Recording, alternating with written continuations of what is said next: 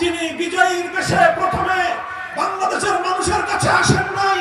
তিনি সর্বপ্রথম গিয়েছিলেন ভারতের তৎকালীন প্রধানমন্ত্রী শ্রীমতী ইন্দিরা গান্ধীকে কুর্নিশ করার জন্য।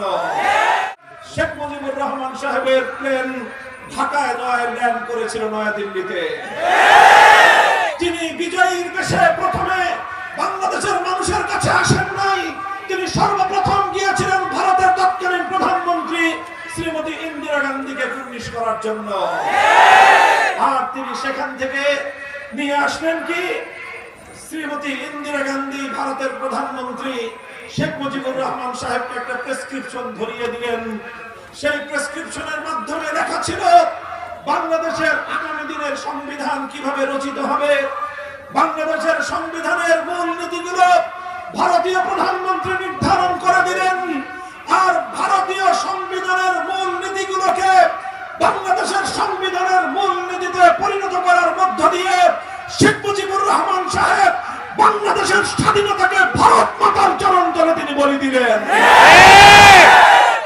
সংগ্রামী সাথী ও বন্ধুগণ, ৭২ সালে এক নতুন সংবিধান তৈরি হলো। যেই সংবিধানের ধর্মনিরপেক্ষতা নামক এক ভারতীয় মতবাদ বাংলাদেশের মানুষের উপর চাপিয়ে দেওয়া হলো।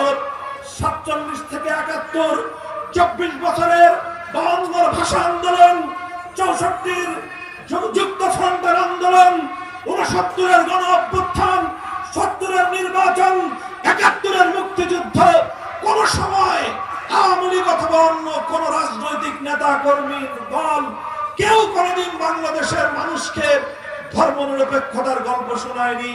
অথচ হঠাৎ করে ৭২ সালে বাংলাদেশের সংবিধানের মূল নীতি হয়ে দাঁড়ালো এই ধর্মনিরপেক্ষ মতবাদ। সংগ্রামী সাথী ও বন্ধুগণ, বলছি আমাদের অতীতের বঞ্চনার ইতিহাস, বলছি অতীতের আমাদের দুঃখের ইতিহাস, বলছি আমাদেরকে বারবার প্রতারিত করবার ইতিহাস, বলছি আমাদের জাতির ইচ্ছা এবং অভিপ্রায়কে ক্ষমতাসীনদের দ্বারা প্রতিবার বুটের তলায় পিষ্ট হবার নির্মম ইতিহাস। সংগ্রামী সাথী ও বন্ধুগণ, এরপর ৭২ থেকে ২০২৪ ৫৩ বছরের ইতিহাস, বাংলাদেশের মানুষের সঙ্গে গাদ্দারি করবার ইতিহাস, ৫৩ বছরের ইতিহাস, ৭১-এর মুক্তিযুদ্ধের চেতনাকে ৭২-এর চেতনার নামে এদেশের মানুষের সামনে বিকৃত করবার ইতিহাস।